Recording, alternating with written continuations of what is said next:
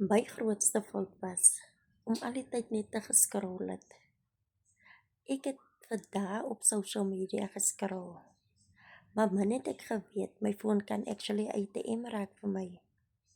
Min het ek geweet ek kan 'n besigheid van my foon afbou. Min het ek geweet dat ek dit elke dag in 2 ure se tyd kan doen. Nou het ek 'n besigheid beginne waar ek elke dag op social media is sonder om te scroll. Net content, focus en consistency. En dit is wat vir my bou om 'n beter lewe te hê in die toekoms.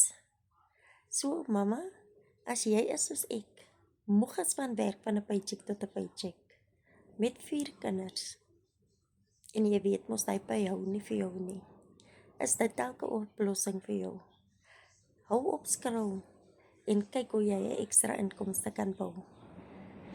As jy meer wil weet, comment, scroll, en ek stuur vir jou 'n gratis PDF sodat jy kan sien hoe ek begin het.